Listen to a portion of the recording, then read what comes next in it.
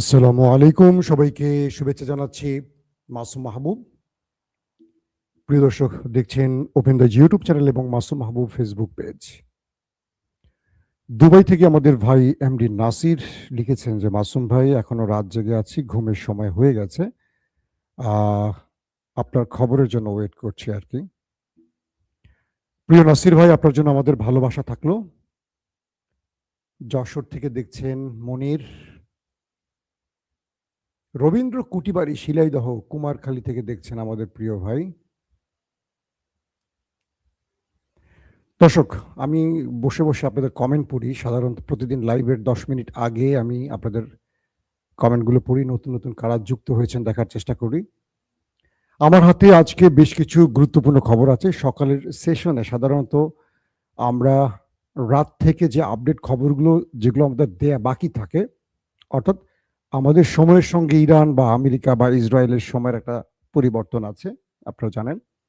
তো সেই অনুযায়ী আমরা চেষ্টা করি যেই রাতে যে লাইভটা করি সেই লাইভের পর থেকে যে সংবাদগুলো বাকি থাকে, সকালের এই 11টা যে লাইভটা করছি বাংলাদেশ সময়, সকল খবরগুলোকে কম্পাইল করে একসাথে দেবার চেষ্টা করি। তো আপনারা শুনতে এবং দেখতে পাচ্ছেন সবাই ক্লিয়ার? আমাকে একটু কমেন্ট করেন তো। ফরিদ গাজীপুর থেকে, নরসিংদী থেকে জাহাঙ্গীর, আমি দেখতে পাচ্ছি ভাই। নাটোর থেকে দেখছি, দাপুনিয়া থেকে একজন দেখছেন। দর্শক, আজকের মূল গুরুত্বপূর্ণ খবর হলো নেতা কাকু হিজবুল বাহিনীর ধোলাইতে ক্লান্ত হয়ে আমেরিকার কাছ থেকে সেনা চেয়েছেন। বলছেন, আমেরিকা, তুমি মধ্যপ্রাচ্যে তোমার ঘাঁটি বন্ধ করে আগে আমাকে বাঁচাও, আমার পিঠ লাল করে ফেলছে হিজবুল বাহিনী। দ্বিতীয় গুরুত্বপূর্ণ খবর, এবার ইরান তার পার্লামেন্টে হরমুজ প্রণালী নিয়ে বিল পাশ করলো। এখন থেকে হরমুজ প্রণালী অতিক্রম করতে হলে দিতে হবে টোল। আমেরিকার কপালে আবারও ভাঁজ। পাশাপাশি কুয়েতের ওয়াটার সেলিনেশনে যে হামলাটি হয়েছে, এই হামলার দায় অস্বীকার করলো ইরান, বলল এটি নেতাকাকু করেছে, অর্থাৎ তার দেশ করেছে। পাশাপাশি ইরান তার মিসাইল দিয়ে শত্রুকে কিভাবে ধোঁকা দিচ্ছে তার চমৎকার কিছু তথ্য আজকে আপনাদের জানাবো। পাশাপাশি রাশিয়া আমেরিকাকে আবারও বৃদ্ধাঙ্গুলি দেখালো। কি করলো রাশিয়া? দর্শক, সৌদির পাইপলাইনেও হামলার ঘটনা ঘটেছে। কারা এই হামলাটি করেছে সেই বিষয়টিও তথ্য আসতে শুরু করেছে। পাশাপাশি মার্কিন যুক্তরাষ্ট্রের পার্লামেন্টে আলোচনায় যুদ্ধের খরচ নিয়ে যে প্রশ্ন উঠেছিল, সেখানে এমন তথ্য দেয়া হয়েছে যেটা আরবের জন্য টেনশনের কারণ হয়ে গেছে। চলেন আপনাদেরকে একটা একটা করে খবর দেই, আরো অনেক খবর থাকবে, আমি কয়েকটা উল্লেখযোগ্য অংশ শুধু বললাম। হিজবু বাহিনী লেবাননে যে প্রতিরোধ গড়ে তুলছে, এটা কল্পনা করেননি নেতা কাকু। তিনি মনে করেছিলেন গাজার মতো একটি বাফার জোন তৈরি করবেন এবং পুরো লেবানন তার দখলে নিয়ে তিনি ইচ্ছে মতো এটাকে নিয়ন্ত্রণ করবেন। কিন্তু সেখানে আছে হিজবুল্লাহ বাহিনী। আপনারা জানেন যে বছর আগে ফিলিস্তিন যুদ্ধের সময় হিজুরা যখন রিয়েক্ট করছিল, তখন পেজার বিস্ফোরণ ঘটিয়েছিল ইসরায়েল। পেজারটি কি? একটি বিশেষ কমিউনিকেশন যন্ত্র। এটি হিজবুল্লাহ সদস্যদের পকেটে থাকতে, এটি তারা অন্য দেশ থেকে কিনেছিল, যেটি হ্যাক করা সম্ভব নয় বলে তারা জানতো। তারা জানতো যে হিজবুল্লাহ সদস্যরা নিজেরা কোনো মোবাইল ইউজ না করে এটার মাধ্যমে নিজেরা নিজেদের তথ্য আদান প্রদান করত। ইসরায়েল কি করে, এই বিশেষ ডিভাইসটিকে বা ডিভাইসটির মধ্যে যখন হিজবুল্লাহ কেনে, সাগরে কোনো একটি ট্রানজাকশন কি বলবো, এটার যে কোন একটি স্থানে যখন জাহাজ থেকে এটা আদান প্রদান হয়, এটার ভেতরে বিশেষ একটি ডিভাইস বা বিস্ফোরক বসিয়ে দেয়, ডিভাইস বিস্ফোরক। যখন হিজবু বাহিনীর সাথে ইসরায়েলের লড়াইটা শুরু হয়, তখন এই পেজারগুলোকে একযোগে বিস্ফোরণ ঘটায় একটি সফটওয়্যার সিস্টেমের মাধ্যমে, অর্থাৎ ইসরায়েল তার প্রযুক্তির মাধ্যমে এই পেজার বিস্ফোরণ ঘটালে প্রচুর সংখ্যক হিজবুল্লাহ সদস্য প্রাণ হারায়, ক্ষতিগ্রস্ত হয়, মারাত্মক আহত হয়, পঙ্গু হয়। এরপর হিজবুল্লাহকে আমরা দেখেছি দৃশ্যপটে অনেকটা দুর্বল হয়ে গেছে। যখন ইরানের সাথে লড়াইটা আবার শুরু হয়ে গেল, আমরা দেখলাম প্রথমে হিজবুল বাহিনী ইরানের পক্ষ নিয়ে মাঠে নেমে গেল এবং নেতা কাকুর সেনাবাহিনী আইডিএফ তারা লেবাননের ভেতরে স্থল অভিযান শুরু করে দিল মার্কাভা ট্যাঙ্ক নিয়ে। আকাশ থেকে যুদ্ধ বিমান, নিচে মার্কাভা ট্যাঙ্ক।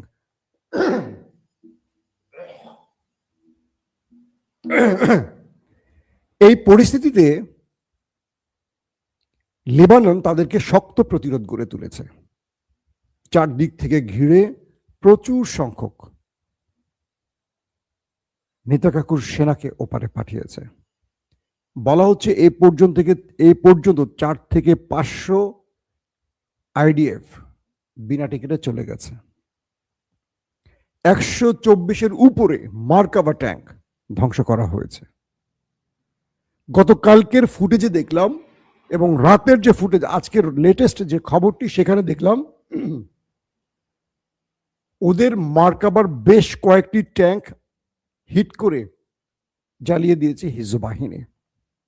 তারপর সেই ট্যাঙ্কের ভেতরে যারা ছিল আইডিএফ সেনা, তাদেরকে ধরে নিয়ে আসছে তারা, এবং বলা হচ্ছে বেশ কজনকে ওপারে পাঠিয়ে দিয়েছে। একদম ট্যাঙ্ক শুদ্ধ পুরে ওপারে চলে গেছে। এই ম্যাসিভ আকারে প্রতিরোধ ওরা কল্পনা করেনি। ওরা এসছিল, ওরা মনে করেছিল যে হিজবুল্লাহ দুর্বল হয়ে গেছে, এই সুযোগটি আমরা কাজে লাগাবো। কিন্তু ভিতরে যে হিজবুল্লাহ এত সংগঠিত হয়েছে, তাদের কাছে এন্টি ট্যাঙ্ক মিসাইল যে আছে এবং সেগুলো মার্কাভার মতো দানবীয় প্রযুক্তিশীল বা কি বলবো ট্যাঙ্কে এভাবে ধ্বংস করবে কল্পনা করেনি। বিলিয়ন বিলিয়ন ডলারের ক্ষতি করে ফেলেছে নেতা কাকুর হিজবুল বাহিনী। বলা হচ্ছে এই লড়াইতে তাদের সেনারা, প্রথমে বলা হয়েছে যে 30% সেনা এই যুদ্ধে আসতে রাজি না। তারা হিজুর ভয়ে আসতে চায় নাই। তারা বলছে প্রয়োজনে চাকরি ছেড়ে দেব, আমরা লড়াইতে যাব না। আজকের লেটেস্ট আপডেট হলো নেতা কাকুর সেনাদের মধ্যে 50% যুদ্ধে আসেনি। মিস্টার নেতা কাকু বলছেন আমেরিকাকে যে তুমি মধ্যপ্রাচ্যে তোমার ঘাঁটি ক্লোজ করে দিয়ে তুমি আগে আমাকে বাঁচাতে আসো। আমার উপরে 3 দিক থেকে যে অ্যাটাক চলছে, এটা আমি আর বেশিক্ষণ মোকাবেলা করতে পারবো না। আমার আইডিএফ চিফ বলছে আমার সেনারা ভেঙে পড়েছে। আমেরিকাকে বলছে কে? ইসরায়েল। তার মানে আমরা ইরানের গল্পগুলো বলছি, কিন্তু হিজবুল বাহিনীর গল্পগুলো বলছি না। কম বলছি, তাই তো? কিন্তু ভিতরে খেলা চলছে উড়াদুরা, কঠিন খেলা চলছে হিজবুল বাহিনীর সাথে। তাদেরকে চারদিক থেকে ঘিরে ট্যাঙ্কগুলোকে শুধু উড়িয়ে দিচ্ছে না, ট্যাঙ্কের মধ্যে যারা আছে তাদের সবাইকে ওপারে পাঠাচ্ছে। তারপর বিভিন্ন ফাঁদ তৈরি করে তাদেরকে সোজা বিনা টিকিটে পাঠাচ্ছে। বুঝতে পারছেন খেলা কোন লেভেলে চলছে এখন। দর্শক, আসি দ্বিতীয় গুরুত্বপূর্ণ খবরে।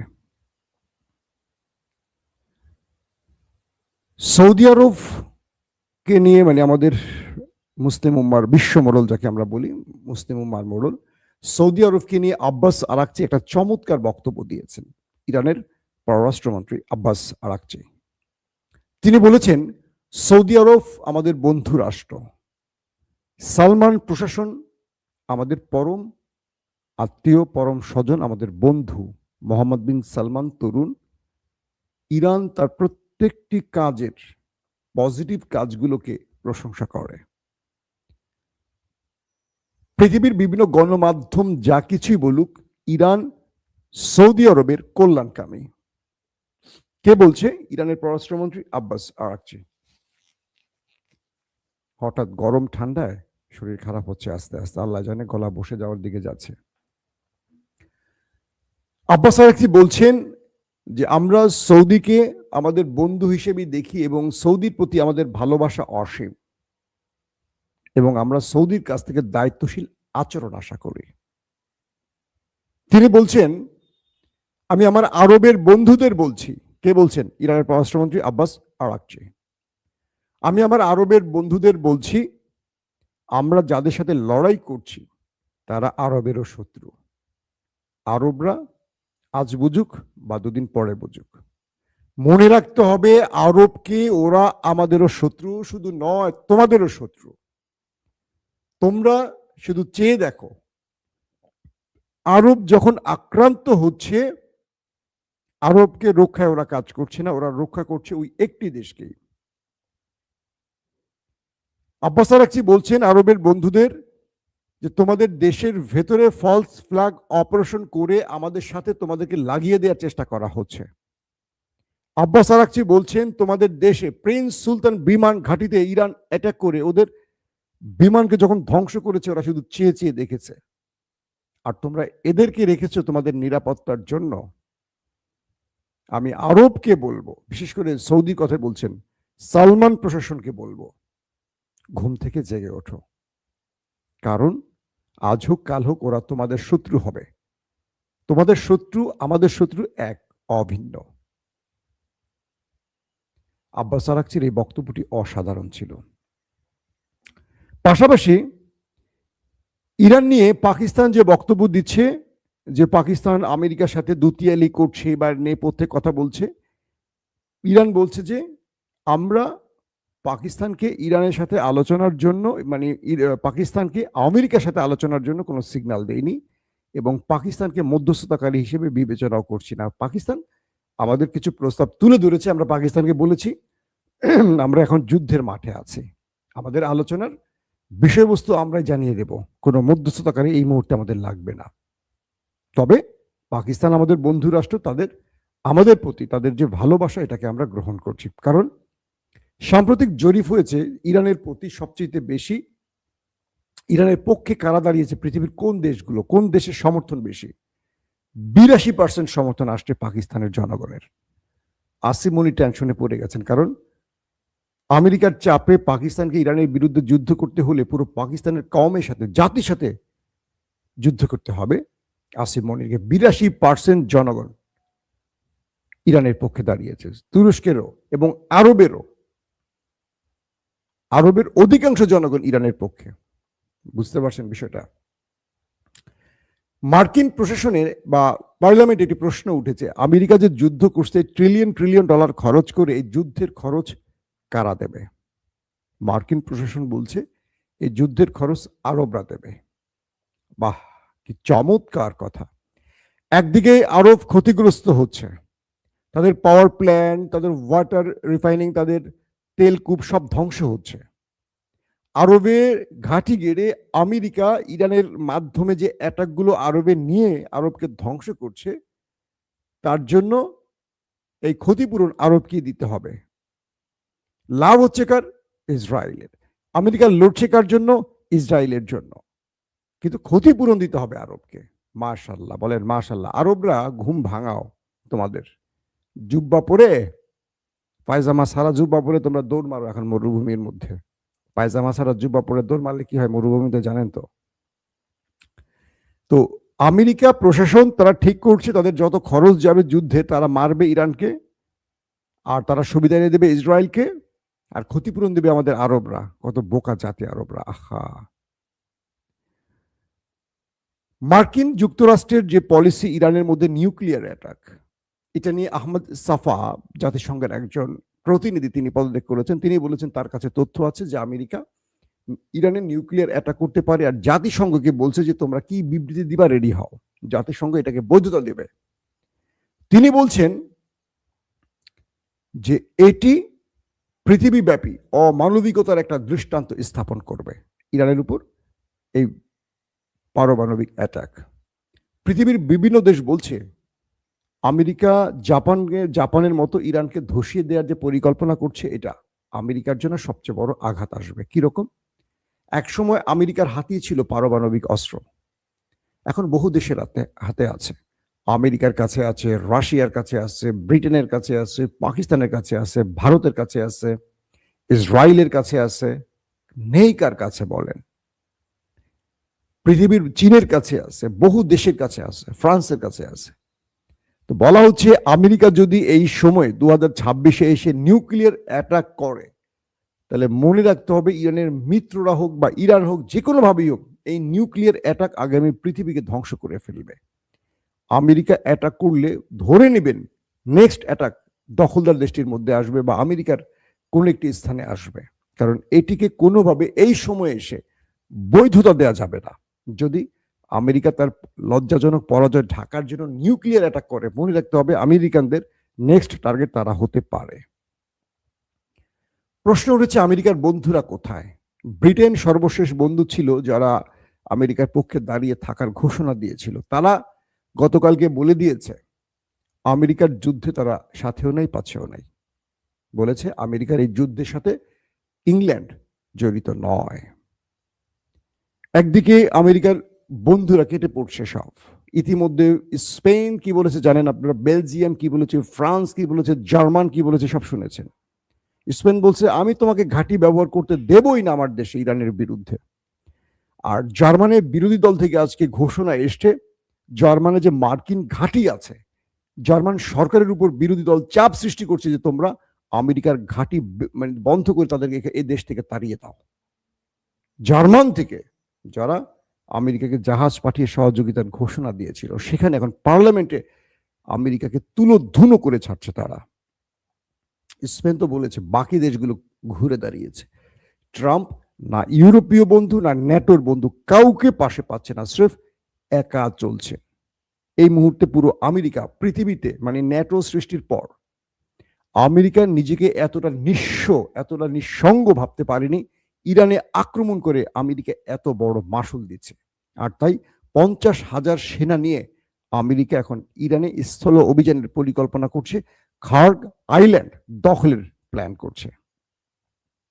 বুঝতে পারছেন এই লড়াইতে ইরান পৃথিবীতে ওয়ার্ল্ড অর্ডার কিভাবে ভেঙে দিয়েছে, ইরান কিভাবে পৃথিবীর সমর্থন আদায় করে নিয়েছে। আমেরিকার পক্ষে দাঁড়াচ্ছে না মানে তো ইরানের পক্ষে সমর্থন তৈরি হয়ে গেছে। পুরো ইউরোপ তেল গ্যাসের সংকটে পড়ে গেছে। লকডাউন আসতেছে পৃথিবীতে, দেখেন না কয়েকদিন আর কিছুদিন যুদ্ধ চলে পুরো পৃথিবীতে লকডাউন চলে আসবে। ইসরায়েলের ভেতরে কি হচ্ছে এই তথ্যগুলি পাওয়া খুব মুশকিল হয়ে যাচ্ছে, গণমাধ্যমগুলো সঠিক তথ্য দিচ্ছে না। ইরানের হ্যাকাররা ইসরায়েলের ভেতরে তাদের সিসিটিভি ক্যামেরাগুলো হ্যাক করে ফেলেছে। কয়েক শত সিসিটিভি ক্যামেরা হ্যাক করেছে ইরানের হ্যাকাররা। তারা হ্যাক করে সেখান থেকে তাদের সিসিটিভিতে যে অ্যাটাকের ভিডিওগুলো সেগুলোকে সব আর্কাইভ করেছে। ইরান শীঘ্রই এগুলো পৃথিবীকে দেখাবে যে কি করেছে ভিতরে আমরা দেখো। তার মানে ওদের গণমাধ্যম যা দেখাচ্ছিল না, ওদের সিসিটিভির ক্যামেরার হ্যাক করে ইরানের হ্যাকাররা সেখান থেকে সকল ভিডিও হাতিয়ে নিয়ে এগুলো সব এক করতেছে এখন ইরান। এগুলো তারা দেখাবে। ইরানের পার্লামেন্টে পাশ হয়ে গেছে হরমুজ প্রণালীতে টোল আদায়ের বিষয়টি। অর্থাৎ হরমুজ প্রণালী দিয়ে এখন যে জাহাজগুলো আসা যাওয়া করবে তাদেরকে নির্ধারিত ফি দিতে হবে ইরানকে। এটি ইরানের দুর্দান্ত একটি চাল আমেরিকার উপর। আমি মনে করি এখন আর কিচ্ছু করতে পারবে না আমেরিকা। ঠিক আছে, আমি জাহাজ ছেড়ে দেব, জাহাজ যাও, আমাকে টোল দিয়ে যাও। ইরানের এখন মাল কামাই হবে। সব দেশ কিন্তু তার সমুদ্র সীমা নদী সীমা ব্যবহার করলে টোল আদায় করে। তো ইরানের জন্য আরেকটি গুরুত্বপূর্ণ খবর, ইরান শত্রুকে ঘায়েল করার জন্য আরেকটা কৌশল অবলম্বন করছে। তারা প্রচুর সংখ্যক ফেক মিসাইল বানিয়েছে। ফেক মিসাইল, ভিতরে বারুদ থাকবে না, রকেট সিস্টেমের বারুদ থাকবে না। প্রশ্ন করবেন তাহলে বারুদ থাকবে না, এই মিসাইল দিয়ে কি করবে? ইরান এখন যে খেলাটা খেলছে তার যুদ্ধ কৌশল মানে পুরো পৃথিবীর যুদ্ধ কৌশল ইরান পরিবর্তন করে দিচ্ছে। আমেরিকা তো এতদিন সবাইকে আক্রমণ করে যেত, কখনো আক্রান্ত হওয়ার মানে কেউ আমেরিকায় আক্রমণ করার সাহস করতো না। এবার ইরান তাদেরকে উত্তম মাধ্যম দিয়ে প্রমাণ করে দিয়েছে যে ওদের মার খাওয়ার সময় এসে গেছে। কি হলো, ইরান প্রচুর সংখ্যক ফেক মিসাইল বানাচ্ছে। এগুলো আকাশের শত্রুকে টার্গেট করে উড়ে যায়, সময় করে যায়। আর শত্রুপক্ষ তখন কি করে, তার মূল্যবান ইন্টারসেপ্টরগুলো মিসাইলগুলো এন্ট্রি মিসাইলগুলো মারে। ধরেন 50,000 টাকা বা 1 লক্ষ টাকা, ধরেন 50,000 টাকা দিয়ে একটা ফেক মিসাইল মারে, ওইটাকে 40 লক্ষ টাকার মিসাইল দিয়ে ইন্টারসেপ্ট করতে হয়। 50 লক্ষ টাকার মিসাইল দিয়ে ইন্টারসেপ্ট করতে হয়। অর্থাৎ ইরান ওদের ইন্টারসেপ্টর বা মিসাইল শেষ করার জন্য হাজার হাজার ফেক মিসাইলগুলো এখন মারে। এই ফেক মিসাইলগুলো মারে, ধরেন 50টা ফেক মিসাইল মারে, 50টা মারলে ওদের মোটামুটি ধরেন 4টা 4 বা 5 দিয়ে গুণ করেন, একটা মিসাইলকে ইন্টারসেপ্টের জন্য 4টা বা 5টা মিসাইল মারে। তো ওরা শত শত মিসাইল যখন মারে, এরপরে ইরান করে কি 10টা আসল মিসাইল মারে। আগে ছিল পুরনো আমলের মিসাইল যেগুলো হিট করলে ক্ষতিগ্রস্ত হতো, হিট না করলে নাই। কিন্তু এখন তারা ফেক মিসাইল মারা শুরু করছে। এতে দুটো খেলা খেলে, এক শত্রু যখন বুঝবে যে এগুলো ফেক মিসাইল, তখন ইন্টারসেপ্ট বন্ধ করে দেবে, তাই তো? তখন ইরান কি করবে? আসল মিসাইলগুলো মারবে। তখন শত্রু দেবে, আয় হ্যাঁ, এটা আবার কি হইলো? অর্থাৎ ইন্টারসেপ্ট তো জানে না, মানে প্রতিরক্ষা ব্যবস্থা তো জানে না এটার মধ্যে বারুদ আছে কি নাই। ওদের কাজ শত্রুর মিসাইল বা ড্রোন ওদের সীমান্তে বা আকাশে ঢুকলে ওরা ইন্টারসেপ্ট করবে। ওদের সফটওয়্যার হলো এরকম। এই ফাঁদে ফেলে এখন শত্রুর সাথে একটা মজার খেলা খেলছে ইরান, দুর্দান্ত খেলা খেলছে। রাশিয়া একটা ভালো সিদ্ধান্ত নিয়েছে, আমেরিকা কিউবার নিষেধাজ্ঞা দিয়ে সব তেল বন্ধ করে দিয়েছে। কিউবাতে এখন এমন অবস্থা হয়েছে, স্কুল কলেজ হাসপাতালগুলো প্রায় বন্ধ হয়ে যাচ্ছে, তাদের হাসপাতালে জেনারেটর পর্যন্ত চলতে পারছে না তেলের সংকটে। রাশিয়া এক বিশাল ট্যাঙ্কার জাহাজ কিউবার উদ্দেশ্যে পাঠিয়েছে মানবিক কারণে, যাতে করে কিউবা তার হাসপাতাল বা জরুরি সেবাগুলো চালু করতে পারে। এটা নিঃসন্দেহে রাশিয়ার একটা মানবিক কাজ এবং আমেরিকাকে বৃদ্ধাঙ্গুলি দেখিয়ে কিউবাকে আবার সচল করার চেষ্টা করছে মিস্টার ভ্লাদিমির পুতিন। যে জাহাজটি পাঠিয়েছে সেখানে তিনি সেনা সহ পাঠিয়েছে যাতে কেউ আক্রমণ না করে। দর্শক, আজকের মতো বিদায় নিচ্ছি। ইনশাআল্লাহ আজ বিকেল অথবা সন্ধ্যা রাতের দিকে, সন্ধ্যা রাত বুঝছেন তো, মাগরিবের পরপর আমরা আবার লাইভে আসার চেষ্টা করব। আর পরবর্তী লাইভটি হবে রাত 11টা থেকে 12টার মধ্যে। আজকের মতো বিদায় নিচ্ছি। প্রত্যেকে ভালো থাকবে।